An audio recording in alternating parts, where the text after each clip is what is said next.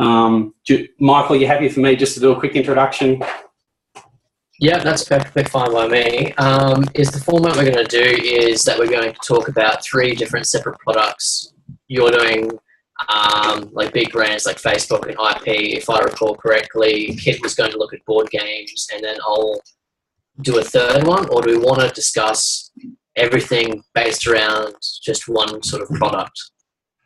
I think in terms of sort of treating this a bit like a brainstorming session, the product that I've focused on for the workshop is actually sort of more like a washing powder, trying to sort of rip off a well-known brand like Omo, because sort of looking at the workshop topic, it seemed to make more sense to do something like that. I was more interested in the trademark bullies and things like that, but that didn't seem to sort of come into the workshop. So I'm thinking that if we wanted to sort of put, if we start the recording in a sec, or has it already started, I think? No, it's already started.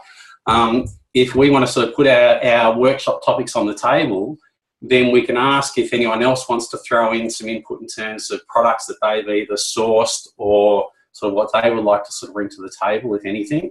And I think we could sort of tackle sort of the issues as we go. Sort of if we have everything on the table, then we can start addressing, well, you know, how do we make it work? What's the risk of litigation? How do we sort of be smart about sort of pushing these products without getting into trouble?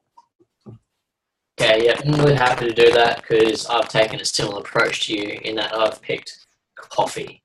Coffee. Washing powder. So there's a lot of parallels we can draw between both of our things, I think. So, Awesome. Yeah, kick it off. Okay. Well, again, thank you everyone for joining. It's myself, Grant Wilcox, Kit Richards and Michael Schmidt, the workshop leaders for this week. The workshop objective, I'll just quickly read this out.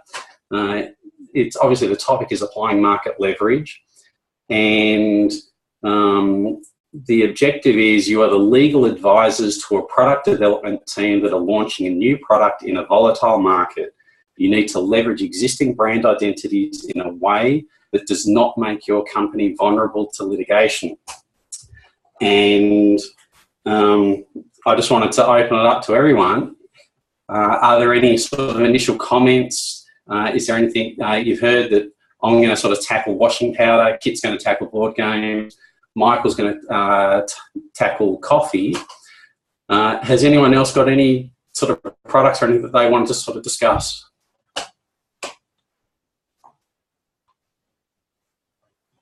Can you hear me? Yep, can you hear you, Margaret?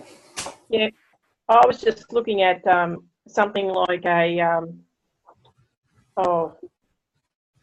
like a family history thing, like you've got ancestry.com. But I was looking at something that's more specific for Indigenous peoples, because there's not a lot of avenues through ancestry.com, but it ties in similarly to the work that they do about creating, you know, family history pages and sites and whatnot. Okay. Software, in other words, whether it's been packaged digitally or in a box, I suppose we can look at it that way. Yep.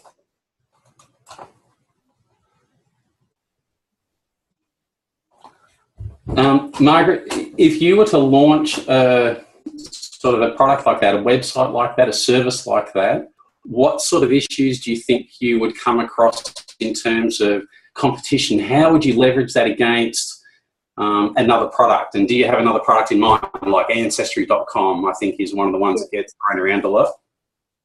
Yeah. Well, I did look at Ancestry.com, and the one I was thinking about for my particular software, and this may be too close, I'm not sure, but it'd be like Ancestor.com. Ancestor is a word that's very familiar with Indigenous groups. I know that Ancestry.com is quite, you know, it's a large, it's a very sophisticated software product, but it doesn't have a lot of avenues in it for Indigenous peoples in terms of the information they want to collect about their ancestry or their ancestors.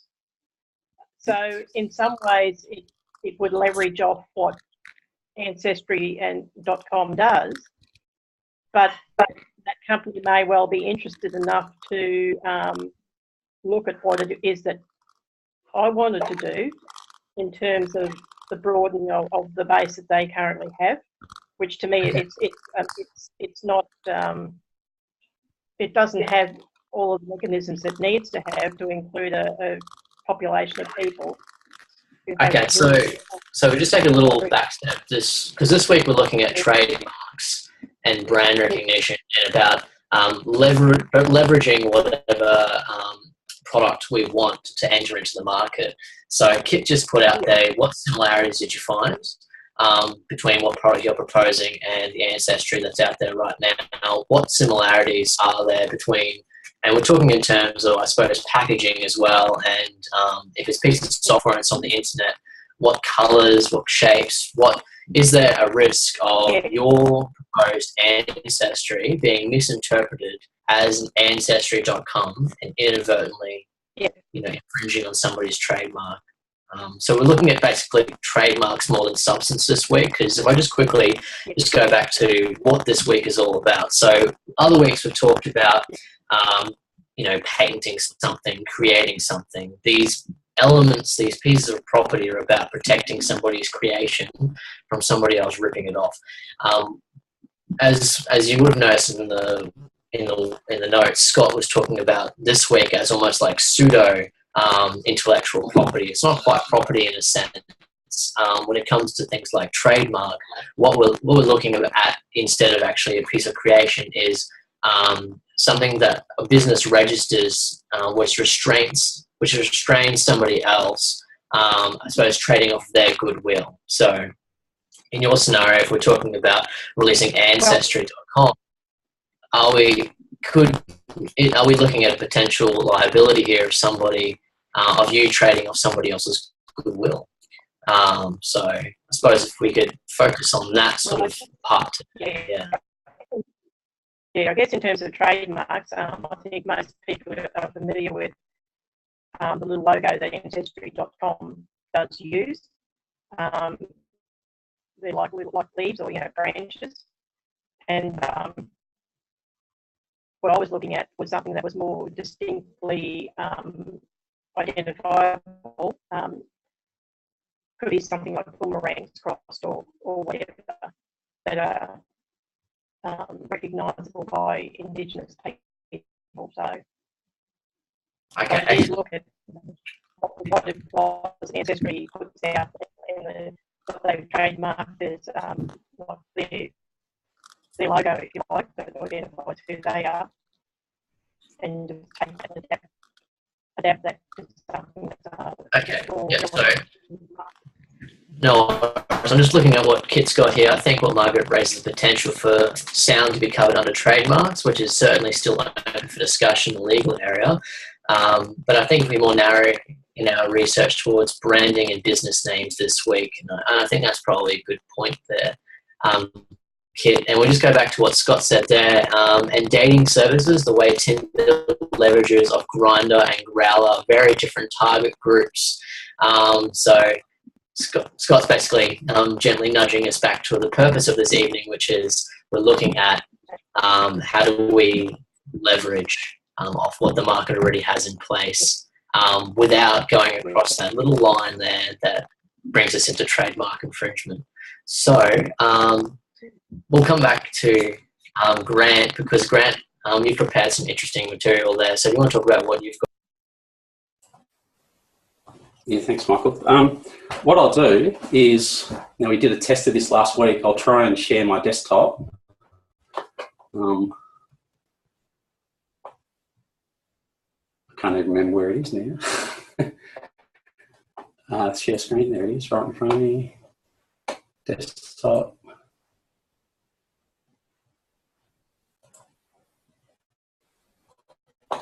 Now, if I get that down a bit.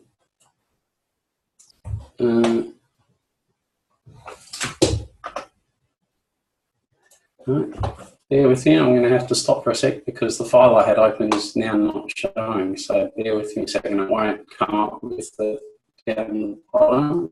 Bear with me a sec. Now here we go, that's it. Try that again. Hopefully this time. All right. Can I get an idea? Can you see what's on my screen? Yep. I see a Word document with lots of smiley and frowny faces.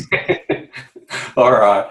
The way I approached this was similar to Margaret. It's just starting with a simple idea. So I chose to do something that is in, the objective was to sort of talk about a volatile market. So an easy example is to go for cleaning products, washing powder. It's certainly a volatile and competitive market. And I guess the biggest brand name to me that if I was wanting to leverage off it would be something like Omo. I think sort of Omo seems to be a household name.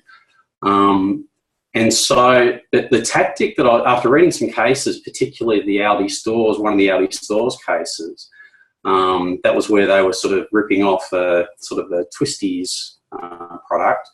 And reading some of the judgments, it seems like a good strategy to avoid litigation is to make comparison of your product to someone else's product without trying to deceive or mislead anyone into thinking it is their product. So that way, all you're doing is say, hey, look, we think this product is as good as the other one. So you're using their reputation and then you're putting your product out there and saying, look, using the Audi example, it's the same type of product, the same active ingredients, produces the same result, but it costs less. And so that was sort of the basic concept. And then sort of working through the risk analysis, Kit mentioned a website, I think it was also in the course notes, about risk analysis. And sort of my little snapshot of that is up the top there, is then exploring, well, what are the risks? Is there an infringement, a copyright? Is it possibly, in terms of the product itself, could it infringe existing patents, trademarks? What legislation needs to be considered? Misleading deceptive conduct under the ACL, common law passing off. And then I started sort of exploring cases to see, well, what would help to avoid, and to me the objective was to avoid litigation, so get as much leverage as you can out of someone else's product without getting yourself into trouble.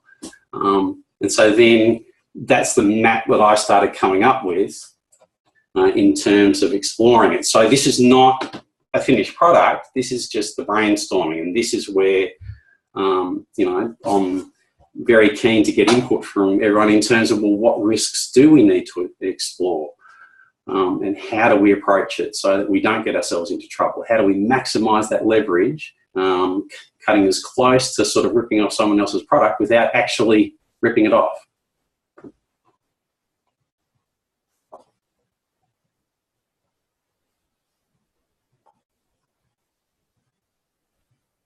Okay, so I might just call on one of you guys. Natalie, what do you anticipate? I mean, how do you think a brand, how close should a brand get to the, I suppose, the original before they face litigation? Or I should say, how do I put it a different way? Do you anticipate any challenge from somebody creating a washing powder very similar to Omo? What kind of challenges would there be?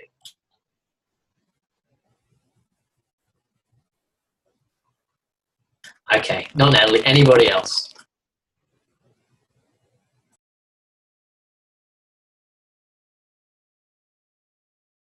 Scott has a great idea. Go ahead, Scott. I was just thinking that the operative part of legislation hinges on the term deceptive, and I've never really understood how Aldi gets away with it, but maybe if you're only selling it in your own stores and you're not putting it on the shelves next to other things, it's less likely to be considered deceptive, and it's more likely to be considered deceptive if they're on the same shelves. I'm not sure if that's true or not, but it's just an idea. Okay, interesting idea. And fortunately for you, Scott, I did some readings on that Aldi case, the Twisties case this week. And I'll put into the chat for anybody who is curious, who wants to go and look at it a little bit later. So this is a really interesting case because I would argue that even after this judgment, I mean, it's still not particularly settled when it comes to different brands and what actually goes across that line in the sand and starts to intrude upon somebody else's trademark infringement. If people don't know about the case, we'll just quickly mention a couple sentences what it's about. Essentially, there was 2 packets of chips in Aldi. You had Twisties packet, and then you had another one that says Cheesy Twists on the packet. And they seem very similar visually, though the operative word Twisties and Cheesy Twist was stood out as different labelling. And Twisties brought an action basically saying that somebody was passing off, that were basically profiting from their good name and selling some Twisties. Now, the tests that the court imposed really comes down to an interpretation of the Trademarks Act 1995, and I'm going to put that link in there as well for anyone who wants to read later. So the Trademarks Act 1995, what we're looking at there is a couple provisions without going into a great deal of detail, but the operative words there, we're talking about whether or not something is deceptively similar to something else. And that is a real subjective term, so it can be really pretty much up to whoever the judge is as far as it goes deceptively similar. Now, I would argue that in this case in Aldi, they didn't reach the test. They weren't deceptively similar because the labelling Cheesy Twists was so obvious. It really obviously stood out, regardless of the colouring and the packaging and the like of the Twisties packet. The Cheesy Twist really stood out. And one thing really interesting that the court noted was that what they were doing was describing its contents in a way, not, I suppose, trying to pass off the word Twisties. Kit said something really interesting there. I think the Aldi strategy comes back to minimising competitive shopping by providing a limited selection of cheaper alternatives. Grant, do you want to chip in here? I think you're pretty familiar with the case. Am I getting all this right? Yeah, for sure. You're spot on. It's depending on, I guess it's actually quite a lengthy case to read, but to pick out some key points, I guess, relevant to the objective, what I really got out of the Aldi case was I just took a very short extract of Hill J saying that a defendant producing a product of similar quality and appearance to another brand does not lead to the conclusion that the defendant, who was Aldi, set out to appropriate the trade reputation of the product of the trade rival in the sense that it would bring into play the presumption that's in Australian Woolen Mills. And that's the presumption that you're trying to deceive a consumer to think that they're buying the genuine Twisty product. So Aldi is certainly, by making it very, very similar, they're making it known that they think it's an equivalent product, so a consumer won't be confused that it's a similar product and it's the same type of thing. But the court was basically finding that a normal consumer, normal intelligence, that they would not be deceived to the point that they think that they are buying the genuine Twisty product. And that's where sort of I think that becomes very useful in terms of the strategy, in terms of, well, so long as we're not trying to deceive someone that, hey, this product that we're promoting, whether it's coffee or board games or washing powder, we're not trying to say that it is their product, but we want you to know that it's pretty much identical, it's going to achieve the same type of thing, or it's even a better product, but we're using their reputation to leverage off as opposed to taking their identity. And that I think is sort of what I got out of that case. Okay, so it really comes down to whether or not the consumer is likely to basically not be able to tell the difference between the two different products on the shelf. They go, oh, that looks like Twisties, grabs the packet, just looks like Twisties, I just bought some Twisties. So that really comes down to, is the customer going to be confused about which one it is they're buying? And I think that's really what the line is when it comes to products. And that's where, touching on Scott's point before, even though Aldi are selling in their own shop, so people who go into Aldi have an expectation that they're buying an Aldi brand. In actual fact, to just sort of argue the other side, that can be deceptive because someone can be going in there thinking they're buying an Aldi brand, but in actual fact, they do have other products in there.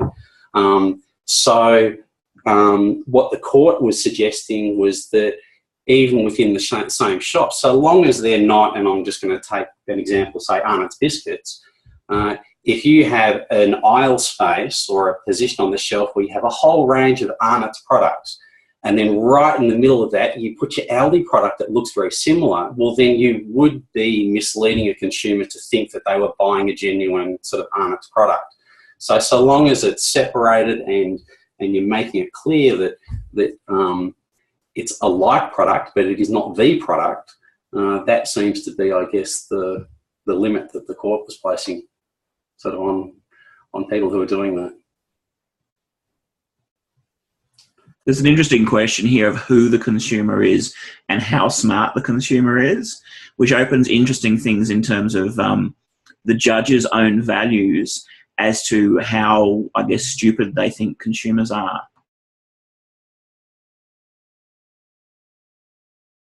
And that's where the subjective element of what is substantially the same really comes in. Actually, I read, when you mentioned that, I very recently read the case that discussed that very issue, and I'm just quickly trying to work out which one it was. I think it was Shell and Esso, and it was the recollection test, whether someone would recall that product. And there was a discussion about, well, who is the consumer and sort of what type of person are they? And they described the consumer as an average person of average intelligence. So that then becomes subjective in terms of, okay, well, how are you going to measure that average person of average intelligence? Is that the average high school student, primary school student, university student? And there are lots of people who are intellectually very smart, but then in terms of brand identities, I'm sure there are lots of very smart, well, whether it's males or females, who get very excited when they see something that they think is a brand name, like a Gucci handbag, or they think they're buying an iPhone and it actually turns out to be something else. So average intelligence, I don't know how you sort of exactly subjectively work that out or objectively work that out, but yeah, that seemed to be the point. There's interesting sort of paternalism in any of the consumer protection areas, and it's all the way through contract too. In sometimes even when judges are trying to do the right thing by the ordinary person, and some judges are a little switched off from reality, then there's this very paternalistic kind of looking down on ordinary people and ordinary people's judgment. I completely agree with what you had to say there, Scott, because that Twisties case is actually an appeals case where Aldi won. Before that, the judge was of the opinion that, okay, this is really odd, but he was saying that there was trademark infringement because orally, when you speak it, cheesy twists and twisties sounded similar enough for somebody to be confused. Someone must be very special indeed to get those confused.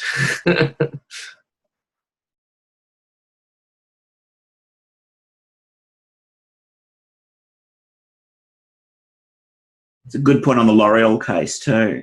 It just shows you how it's all the way through law. The reasonable man test, the reasonable person test, the ordinary person is so problematic.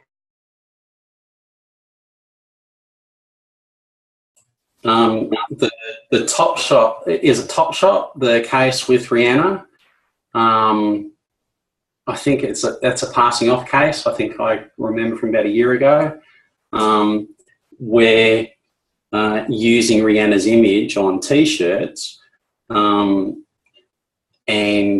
I guess taking advantage of her trademark and her image, the court, if I recall, suggested that it would have been acceptable if they had a sign up on the rack that said, this is unauthorised product. This is not the genuine thing. This is not authorised by Rihanna. If they had some, very in-your-face statement saying that that was not a Rihanna endorsed product, they would have been fine. but because they had it on the shelves, you had shoppers in there. They also sold products that were endorsed by celebrities, that the expectation was to the consumer that, oh, well, look, this probably is the genuine thing, even though on the label, I think it did have some very little thing on the label saying it was unauthorised, but it wasn't prominent enough to sort of to circumvent that. So they thought the average consumer would not be able to distinguish that from the real thing. Okay, so Grant just talked about disclaimers there, which is spot on. If we look in the Trademarks Act, it does say that if a disclaimer has been registered alongside a trademark, basically saying while these are identical, we're not related in any way. That is a way to, I suppose, not find yourself infringing somebody else's trademark. Can anyone else tell us, and you can answer in the chat box, other exemptions as well that are applicable to this? What other exemptions is there? If you have exactly the same brand name as somebody else, what are the exemptions that you won't be in trouble? Just quickly before you do that, I quickly looked up the Rihanna case. It was passing off, so they weren't looking at copyright or any of those things. They were looking at passing off. So that's probably why they talked about the disclaimer, because then it would have been clear that it was an unauthorised use. It wouldn't have protected them in terms of copyright, but it would have protected them in terms of passing off. But sorry to interrupt. Back to you. Thanks, Scott. No one can think of an exemption to somebody else. Okay, your name. If you have the same name and it's your name, or it's the forebearers or whoever established the business in the first place, that's actually an exemption. Can anyone else have any? Okay, I'll give you a hint. Have a looky look for me at Section 122 of the Trademarks Act and give me an exemption.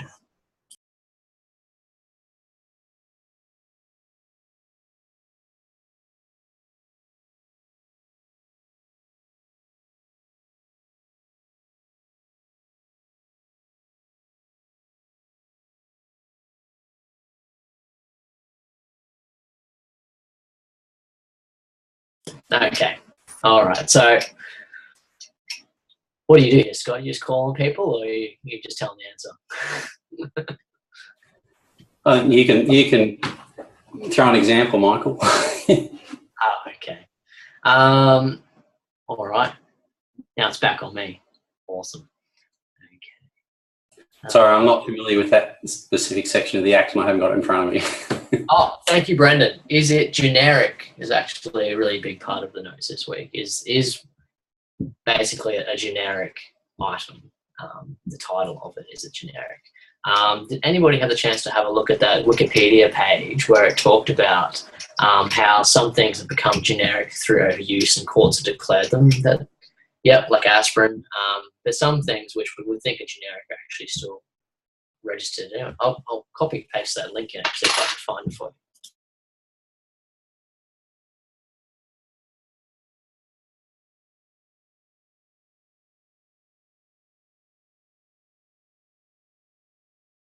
Okay, cool. Yeah, so that's a big one. So if something is done in good faith, if it's generic, if it's somebody's name, or if there's a disclaimer, these are all ways for everyday words that can't be protected. Some everyday words can't be. Oh yeah, Kit. Sorry, Kit's saying, Michael, do you mean uses of everyday words that can't be protected? Yes. Here's the answer. Things that have become everyday use, which is a problem. Why they people become litigious and send letters out, and Velcro's doing it at the moment, saying you can't call Velcro like Velcro. You have to call it a hook and something fastening thing, because there is the danger of them losing the trademark of Velcro, as others have before them, like heroin.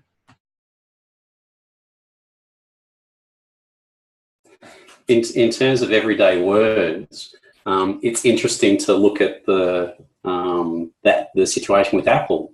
It's like Apple. We eat them. There are going to be lots of farmers and people selling apples. They can't brand their product and say that, well, this brand is Apple. They can't trademark Apple as a brand for apples because that is what the word means. but you can brand a word if the product is not associated with the meaning of the word.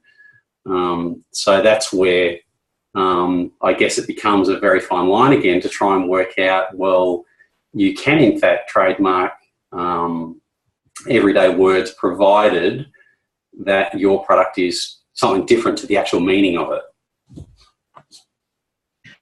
And that's indeed what happened to Apple when they were pursued for trademark breach by Apple Music, the Beatles company, way back when. And they tried to close down Apple computers, which is kind of weird and ironic. And the power of having a lot of money.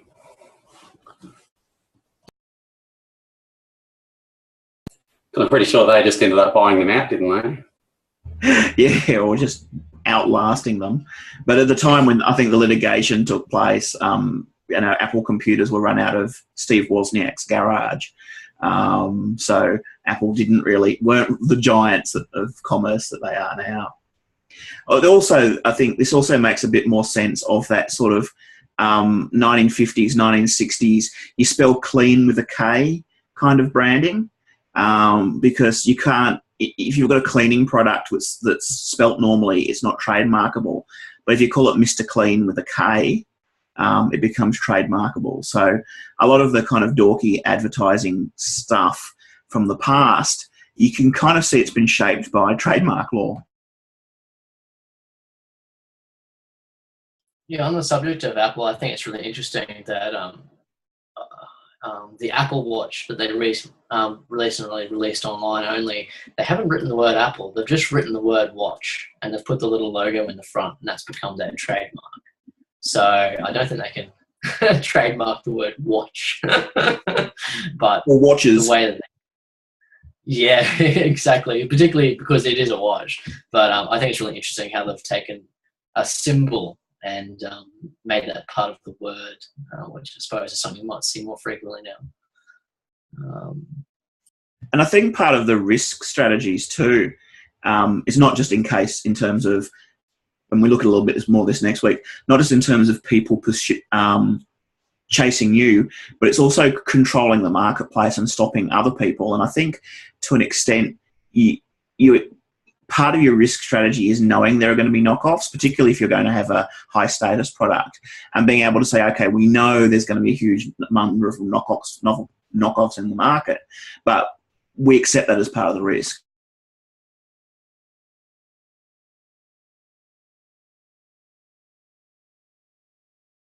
So Kit just mentioned now that Monopoly has taken a proactive strategy in registration.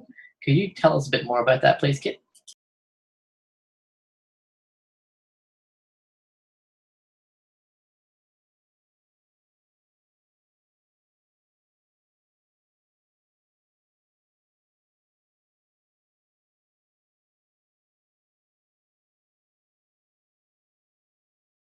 It's one of those things that you always hear people talking about stupid laws and stupid legal things. And they say, isn't it stupid someone's patented this or someone has trademarked this, this and this. And quite often it's just because no one's challenged it. And people don't necessarily get that. They go, oh, someone's trademarked this is stupid. And it's like, it may actually be legally stupid.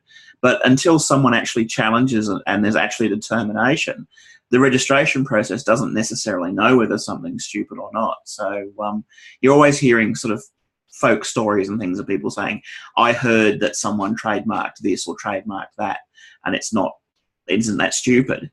But that's not really how law works. Yeah, I heard that Donald Trump trademarked "You're fired." As far as is that true?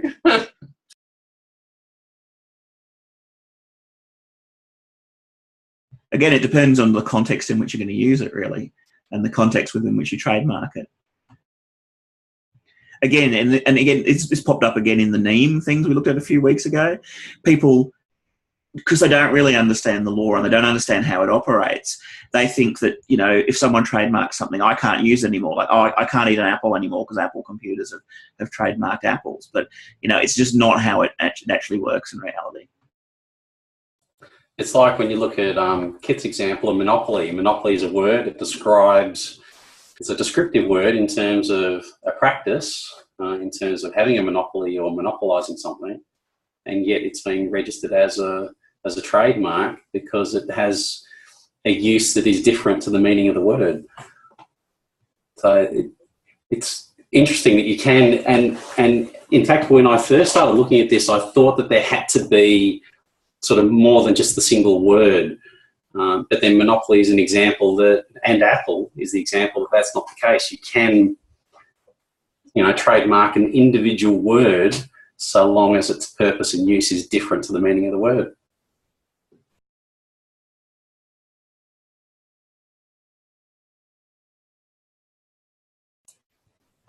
That's a good point, Kit, and an observation in terms of looking at how Apple and Facebook protect their trademark.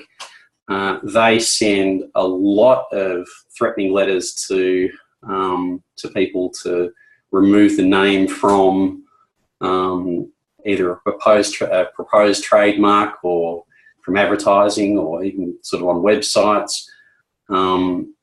And most people seem to, just an observation, it would seem that most people then just, get scared of the big corporation and back down straight away. But then the handful, you see that there's a handful where people do pursue it. And then in actual fact, Facebook and Apple have eventually backed down and their trademarks have been registered. So obviously a lot of that trademark protection sort of seems to occur in reality through threats as opposed to litigation. Yeah, a good example of that is the word App Store, where Apple filed a lawsuit against Amazon, but I think they just abandoned it because, I don't know, whether it just wasn't worth the effort, really. So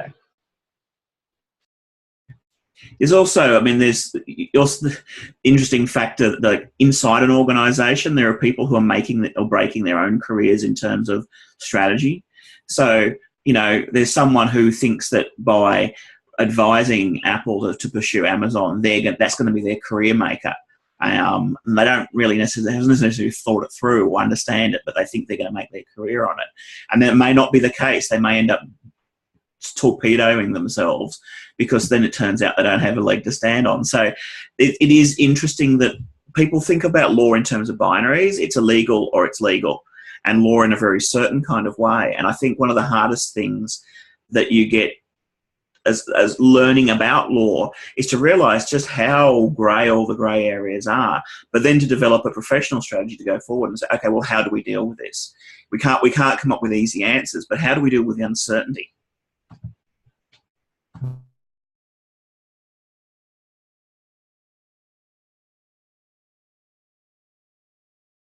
Which was a rhetorical question.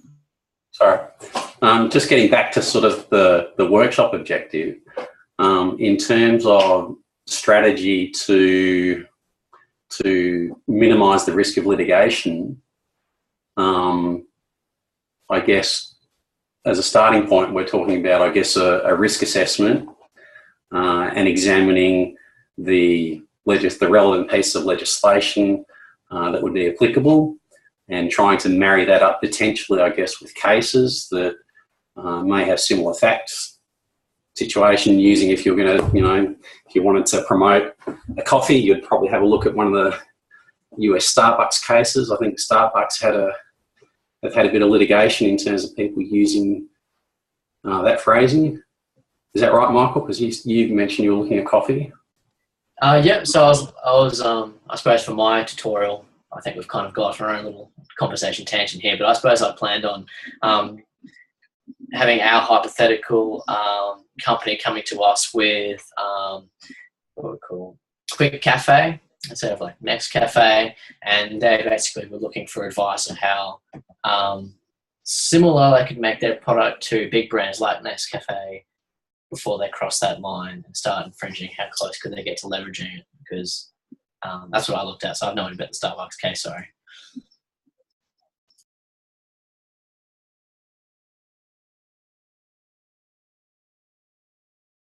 But I think what you mentioned there, Grant, is pretty much exactly spot on.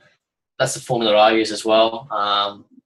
I looked at risk analysis. I looked at all the risks associated with bringing a product to market and having it really close and similar to a big brand.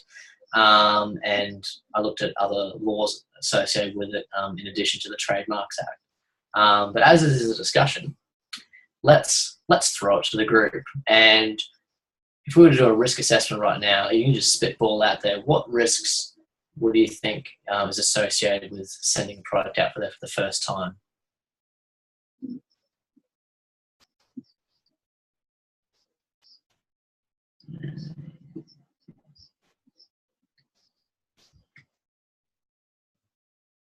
Oh, sorry, I was really distracted by the really interesting discussion down the chat window.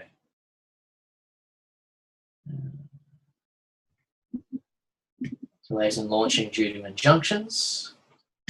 Yep.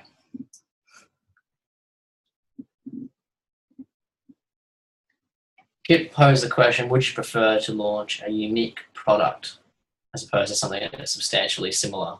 It'd certainly be less risky legally speaking, I would say, but you also prefer to launch a unique product or copy an existing product. All right, well, let's put that question out there, everyone. And Kit, would you prefer to launch a unique product or copy an existing product? What's the advantages and disadvantages of both of these?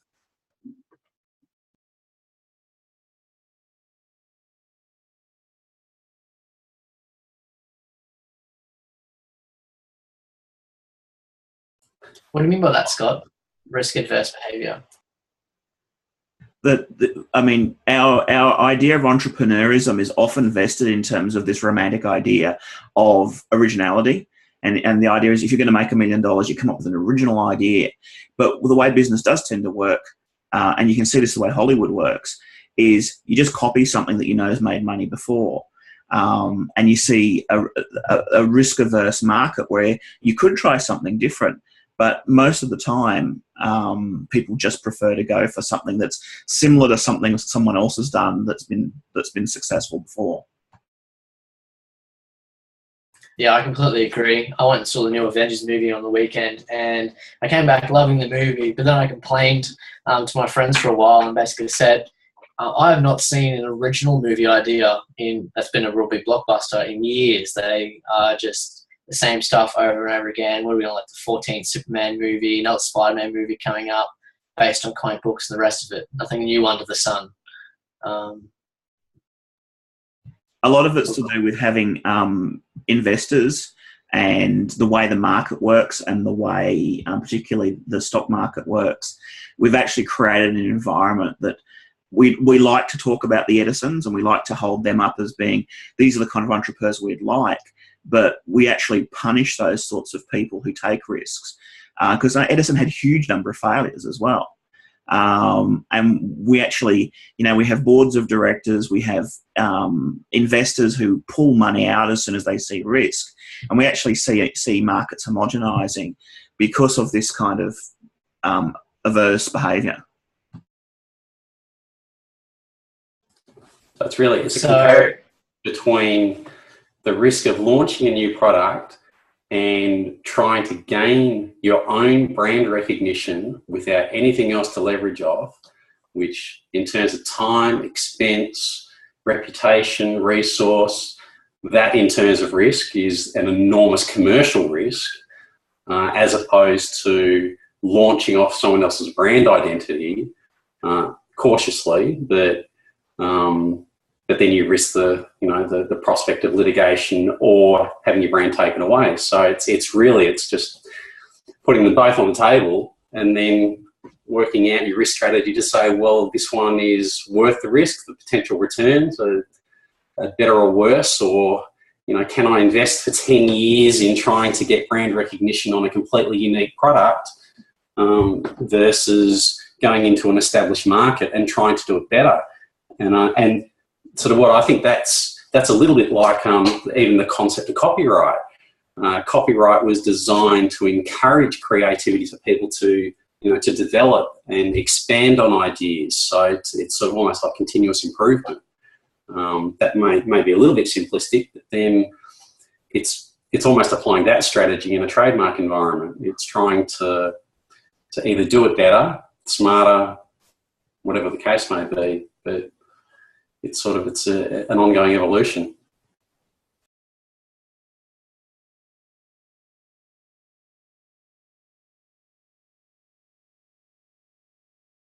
And just looking at the discussion that's going on in the chat window, and I think there's, and I mentioned it a little earlier, but a lot of what we're talking about here is also interprofessional communication, and you usually in these types of situations, not working just as a lawyer, you're working in a team of accountants and marketers and whatever, and this becomes really, really important because not only have you got to have the right ideas. From the marketing point of view, you've got to have the right legal advice, you've got to have the accountants do the numbers for you, but you've then got to communicate all that to a whole lot of non-professional people in a way that they will buy your advice, that they will find it credible and they'll run with your advice. So I'm always arguing about academics who talk about communication skills and organisation skills as being soft skills, and somehow, there's the hard, real skills of law, which is knowing case law and legislation and all the rest of it. And then there are these soft skills, which kind of belittles and demeans these things. But they're absolutely crucial because you can have all the hard skills you like and you can know back to front what the High Court have said. But unless you can actually communicate that to someone in the right environment, it doesn't do you any good. Can I just make a quick comment on Margaret made a comment in the chat box saying, do we want creative recognition for our new work or money making by piggybacking off other products? And from a philosophical viewpoint, absolutely, it's like I would fall on the side that says, yeah, brand new innovation, something new, something unique, that's fantastic. But in terms of, I guess, sort of advancement in society, even in terms of technology, every new innovation is built on something else through learnt experience, through other products, whether it's building a spaceship it could be a great new thing, putting a space station into orbit, but then it's all the technology that's taken out of, weapon development, missiles, ammunition, rocket fuels, all of those things. And there's probably things in terms of electronics and things that go into it all over the place, that you wouldn't get that fantastic innovation if you didn't leverage off existing technologies and existing ideas. So to me, that's kind of my more practical take on it, is that you actually need to use your education, your experience, other ideas. That's how you develop new ideas. I mean, that's really why IP law is the way it is. I think it's unrealistic and impossible to expect every inventor to come up with a completely new and original concept. We allow in the registration of trademarks people to build on existing ideas because that's how we evolve, really. So yeah.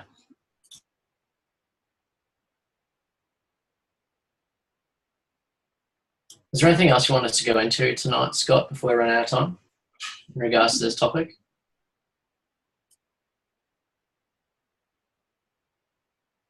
No, this is the kind of discussion I wanted you guys to have. And in a realistic real world situation, you'd have budgetary backup. You'd have someone who could actually do the numbers and would say, it's costing us $250,000 to launch this. The risk of litigation would be, it would cost us, $2 million and 3 years in delay or whatever. So you'd actually have more concrete things to work on. You hopefully have that. But then again, from what I know of working in organisations, often you don't. Often the illusion that decisions are made in organisations in a thoughtful, logical way, and then you get inside them, and the closer you get to the top, as I am doing in my career, you realise how irrational a lot of the decisions are.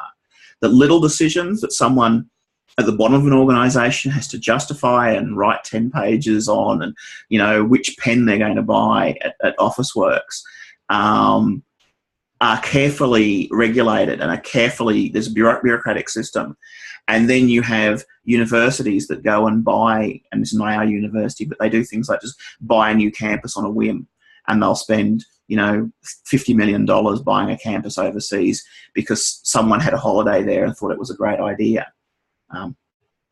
I won't tell you which university did that. I know 2 of them that did.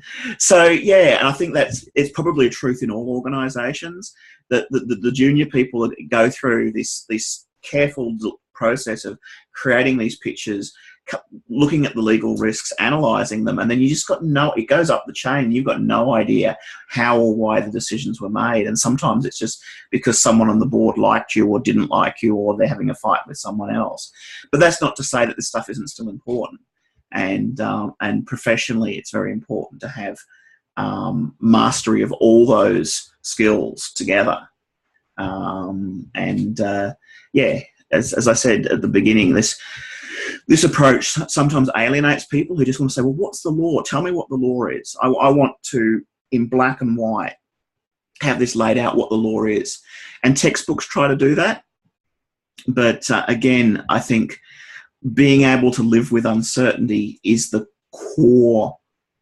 one of those core capacities as a lawyer. And there's been a number of people who have got straight HDs from places like Melbourne University, absolutely brilliant legal minds. They go out to work in the profession and they just crumble straight away because they can't deal with the uncertainty and messiness of the world outside of black letter law. So, it's been a great discussion from my point of view, and it's really covered the sorts of things. And if we had more students in this course, we would have been doing this from about week 4.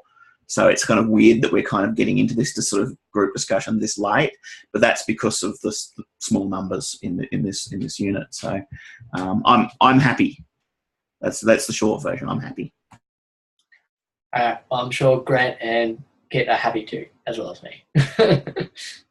Thank you everybody for contributing today. It's been really great. I did have a really nice orderly little plan for today, but I think this was much more enjoyable. Enjoyable. Good. I just wanted to say thank you to everyone. Well, it's we got a bit of a fright last week when there wasn't a very big turnout. So it's great, and obviously I've just mentioned to everyone that as much as I'm happy that people have turned up for this, I'll make an effort as well to turn up to other people's sessions because I think we need to support each other a bit there as well. And I'm going to start pushing a little bit more in terms of the assignments because we need to see a little bit more action happening. And I know it's because, the month before the assignment's due is when most of the action will happen in terms of research. But we've got some great stuff appearing in DIGO in terms of sources, but we probably need to push. I need to push you guys a little harder in that front because you'll find that you'll run out of time pretty quickly.